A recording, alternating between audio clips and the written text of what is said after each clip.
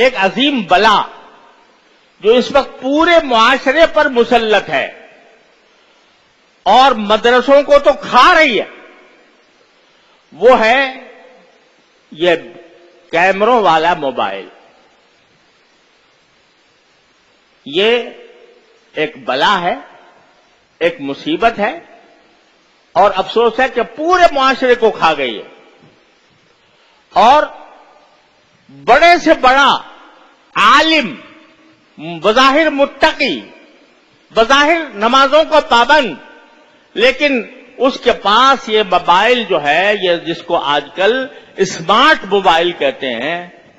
Smart کیا ہوتا؟ وہ تو تباہ کن موبائل ہے، میزائل ہے، وہ موبائل نہیں ہے، وہ میزائل ہے۔ وہ انسان کے اخلاق کو تباہ کرنے والا، وہ انسان کے دین کو تباہ کرنے والا، انسان کے اوقات کو تباہ کرنے والا میزائل ہے وہ۔ تو اس کے اوپر ہم نے یہاں پابندی لگائی ہے، اور اسی لیے لگائی ہے کہ جو اس میں بڑے عظیم نقصان ہیں۔ ذرا یہ بات اچھی طرح کان کھول کر ہمتن گوش ہو کر سن لو، اس میں دو عظیم نقصان ہیں۔ ایک عظیم نقصان تو یہ ہے کہ موبائل کا استعمال کرنا، موبائل کی جو سوشل میڈیا ہے اس کو استعمال کرنا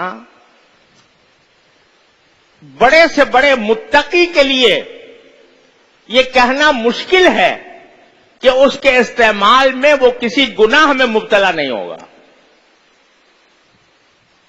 بڑے سے بڑا متقی، شیطان، حدیث میں نبی کریم صلی اللہ علیہ وسلم کا ارشاد ہے کہ شیطان جو ہے، نگاہ جو ہے وہ شیطان کے تیروں میں سے ایک اہم تیر ہے۔ اور قرآن کریم میں ہے کہ شیطان تمہارے رگوں میں اس طرح دوڑتا ہے جیسے کہ خون دوڑتا ہے۔ اب ایک شخص ہے، وہ بیچارہ نیک نیتی سے اس نے کہا جی فلاں بزرگ کی تقریر سن لوں ذرا، اور اس نے کھول لیا۔ اس کے کسی اختیار کے بغیر ایسی چیزیں سامنے آ جائیں گی کہ شیطان کو ڈسنے کا فوراً موقع مل جائے گا۔ میں نہیں جانتا، لیکن بڑے سے بڑا متقی، صاحب نسبت بھی اگر وہ استعمال کرے گا تو کبھی نہ کبھی وہ گناہ میں مبتلا ہو جائے گا، اور ایک گناہ جو ہے دوسرے گناہ کو کھینچتا ہے۔ ایک چھوٹا سا گناہ ہو گیا، ایک عورت کی تصویر آ گئی، اس میں دیکھنے سے مزہ آ گیا، تو کہ یہ تو آئی گیا، ذرا اس کو اور تھوڑا سا آگے بڑھ کے دیکھ لیں۔ شیطان اس طرح انسان کو رفتہ رفتہ ایک گناہ سے دوسرے گناہ، دوسرے سے تیسرے گناہ، تیسرے سے چوتھے گناہ میں مبتلا کرتا جاتا ہے۔ تو اس لیے میں کہتا ہوں یہ میزائل ہے ہاتھوں میں، عام انسان کے لیے بھی، اور یہ اصول سارے عالم علمی دنیا میں مسلم ہے کہ دفع مضرت جلب منفعت سے مقدم ہے۔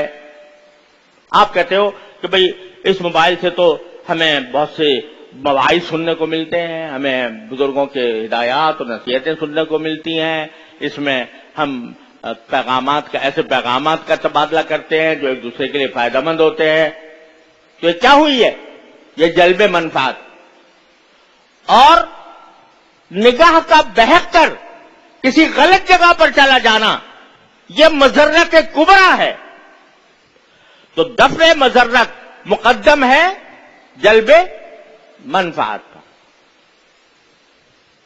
لہذا ایک بات تو یہ ہے کہ یہ عام آدمیوں کے لیے بھی خطرناک ہے،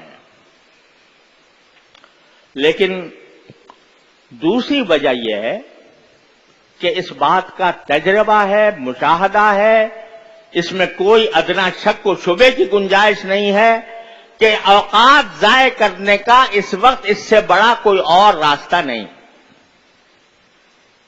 اگر طالب علم ہے تو اس کا وقت اتنا قیمتی ہے کہ اس کا ہر لمحہ طلب علم میں صرف ہونا چاہیے، مطالعے میں صرف ہونا چاہیے، تکرار میں صرف ہونا چاہیے۔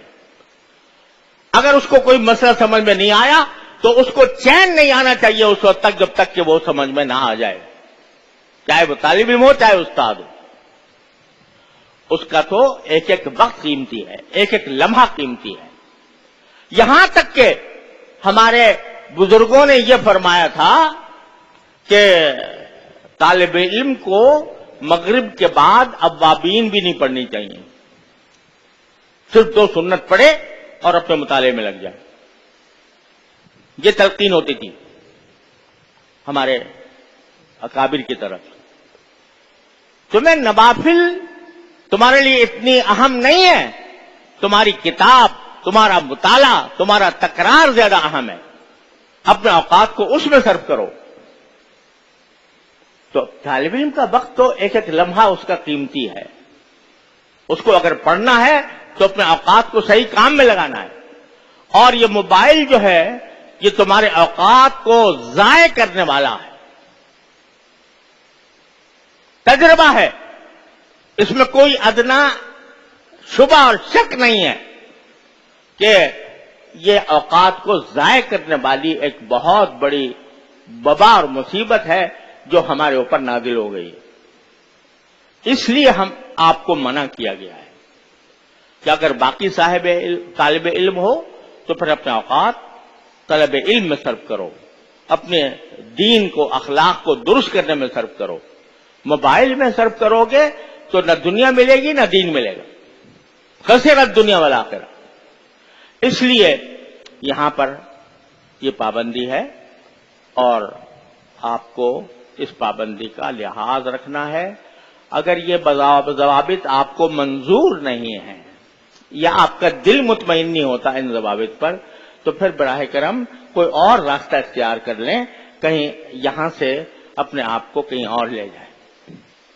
لیکن یہاں رہنا ہے اور طالب علم بن کر رہنا ہے تو ان ضوابط کی پابندی کرنی